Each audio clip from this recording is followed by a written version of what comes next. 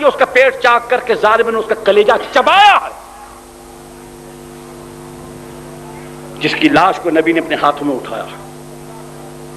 ہاں نبی نے اتنا تو ضرور کہا ہے کہ آج اس کا غم منانے والا یہاں کوئی نہیں. مطلب یہ نہیں تھا کہ یہاں تم روتے کیوں نہیں ہو, تم نے وین کیوں نہیں ڈالے, بین کیوں نہیں ڈالے, کپڑے کیوں نہیں پھاڑے, سر میں خاک کیوں نہیں ڈالی.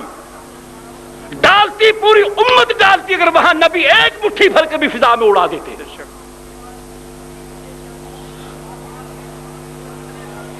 نبی کے بیٹے کو اللہ اس دنیا سے اٹھاتے ہیں, حضور فرماتے ہیں مجھ کو تم سے بہت پیار ہے, بڑے محبوب. کس کو اولاد پیاری نہیں ہوتی؟ جو رحمت للعالمین ہے, جن کی دل کے اللہ پر, جن کو خدا نے بنایا ہی رحمت ہے, رحمت ہی رحمت, رحمت ہی رحمت, رحمت ہی رحمت. نفس نفس میں برکتیں, قدم قدم پہ رحمتیں, جدھر جدھر سے وہ شفیع آسیاں گزر گیا, اور جہاں نظر نہیں پڑی وہاں ہے رات آج تک, اور وہیں وہیں سحر ہوئی جہاں جہاں گزر. وہ ساتھ گرامی کوئی ایسا عمل, مجھے یہ بات سمجھ میں نہیں آتی کہ ہم سنی لوگ کہلانے والے, مسلمان کہلانے والے, کیسے ان اعمال کو دین سمجھ لیتے ہیں جن کا ثبوت نبی کے وجود تک ہم کو نہیں پہنچاتا, جس کی سند میں نبی کا عمل ہمارے پاس موجود نہیں, اس کو ہم اپنی نجات کے لیے اس عمل کو کافی سمجھ لیتے ہیں.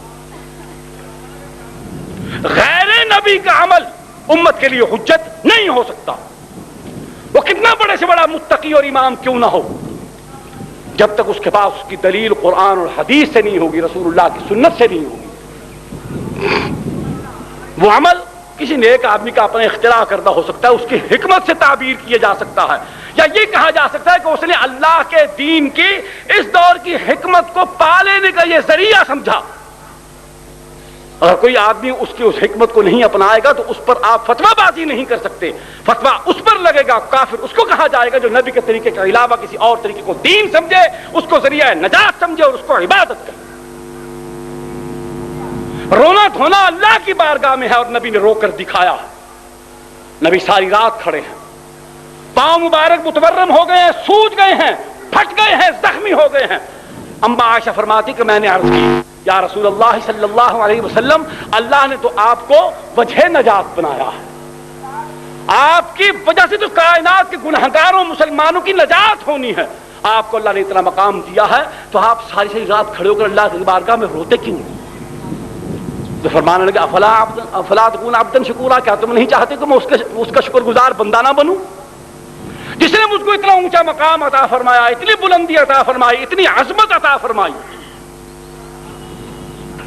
میں تو اس کا شکر گزار بندہ بنتا ہوں کہ اللہ یہ تیرا انعام ہے, تیرا کرم ہے, تیرا فضل ہے کہ تو نے مجھ محمد کو یہ مقام عطا فرمایا.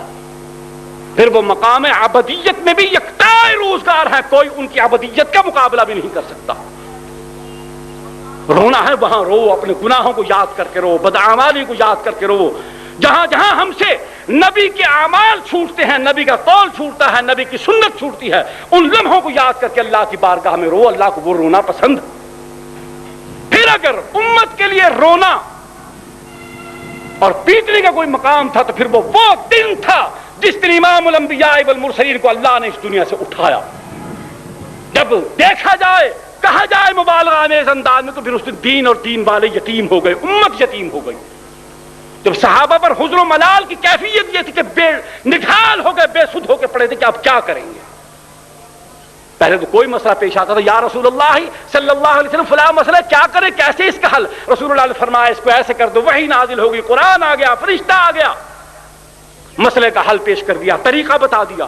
اب صحابہ نڈھال ہیں, غمگین ہیں, طبیعتیں بوچھل ہیں, اب کیا کریں گے جب مسائل درپیش ہوں گے, جب ہمیں پریشانیاں گھیریں گی تو اپنے دل کا مداوا کہاں سے ڈھونڈیں گے, کس کے پاس جائیں گے, کون ہمیں حکمت بتائے گا, کون تدبیر سجھائے گا, کون ہمارے دلوں کے مرہم زخم پر مرہم رکھے گا. اگر رونا دھونے کا وقت ہوتا تو وہ ہوتا خود. اللہ پہلے فرما دیتا آج کے دل میرے نبی کے ماننے والے امتی ہو, آج رو, چیخو, چلاؤ. لیکن نبی اپنی زندگی میں بتا کر گئے ہیں کہ یہ اللہ کا قانون اٹل ہے, سب نے اس دنیا سے جانا ہے, تو ہم اس پر آہو فغان, نالا و فریاد کر کے عملی طور پر یہ ظاہر کرتے ہیں کہ اللہ تو نے ہمارے ساتھ ظلم کیا. فطرت انسانی کے اظہار سے منع نہیں کیا کہ اگر آنکھ میں آنسو آ جائیں تو یہ آنے چاہیے. کسی ظلم کے واقعے کو دیکھ کر سن کر اگر دل پر بوجھ اور ملال نہ ہو تو اس کو شقاوت کہا گیا ہے، پتھر دل ہونا کہا گیا ہے۔ نالا فغاں کرنا، چیخم دھاڑ خاں بن جانا، پوری کائنات کو ماتم کدہ بنا دینا، اس کو شیطانی عمل کہا گیا ہے۔ رسول اللہ صلی اللہ علیہ وسلم نے اپنی حیات طیبہ کے اندر موت پر آہ بکا کرنے والی عورتوں کو ملعونہ کہا ہے، ان پر خدا کی لعنت ہے۔ تو جس عمل کو نبی ناپسند فرماتے ہیں، نہ صرف ناپسند بلکہ اس عمل کو اللہ کی لعنت کا ذریعہ بناتے ہیں، بتاتے ہیں، اس عمل کو ہم اپنے لیے آخرت کی نجات کا باعث سمجھتے ہیں۔ اتحاد کس سے ہو؟ نبی کے فرماتے ہیں میں نبی ہوں، میں نبی ہوں، مجھ کو نبی مانو۔ انا النبی لا کذب انا ابن عبد المطلب، میں نبی ہوں، میں جھوٹ نہیں بولتا، میں جھوٹا نہیں ہوں، میں عبد المطلب کا بیٹا ہوں۔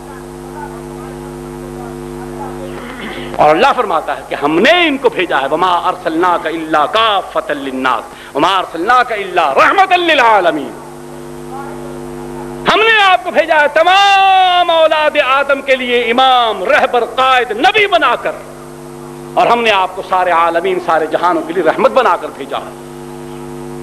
اللہ نے جس کو جو بنا کر بھیجا ہم اس کو وہی مانتے ہیں۔ اللہ کہتا ہے میں وحدہ لا شریک ہوں، میں خالق ہوں، میں مالک ہوں، میں رازق ہوں، میں رحمان ہوں، میں رحیم ہوں، میں کریم ہوں، میں غفار ہوں، میں ستار ہوں، میں قہار ہوں، میں جبار ہوں، میں مؤمن ہوں، میں مہیمن ہوں، میں عزیز ہوں، میں جبار ہوں، میں متکبر ہوں، میں خالق باری مصور ہوں۔ کہتا ہے میں لم یلد ولم یولد ہوں، میں فعال لما یرید ہوں، میں فالق الحب والنوا ہوں، میں وہ خدا ہوں جو گٹھلی کو پھاڑ کر اس میں سے پودا نکالنے کی طاقت رکھتا ہے۔ اللہ خود داعی ہے، ہم اس کو مانتے ہیں جیسا وہ ہے۔ محمد کریم علیہ الصلوۃ والسلام فرماتے ہیں کہ میں اللہ کا نبی ہوں، میں بھیجا گیا ہوں، مبعوث کیا گیا ہوں، میں مامور ہوں، میں مامور ہوں، میں اچھائی قائم کرنے کے لیے، برائی کو مٹانے کے لیے، دین کو غالب کرنے کے لیے۔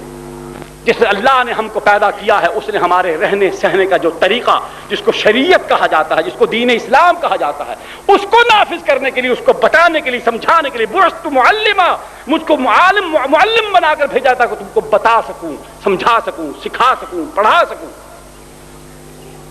انما بعثت لاتمم مکارم الاخلاق، اللہ نے مجھ کو بھیجا ہے تاکہ میں تمہیں اخلاق کے اعلیٰ کمال پر پہنچا کر جاؤں، اخلاق عالیہ سے تم کو مستفید کر کے جاؤں۔ حضور علیہ الصلوۃ والسلام کا مرتبہ تھا خلق عظیم۔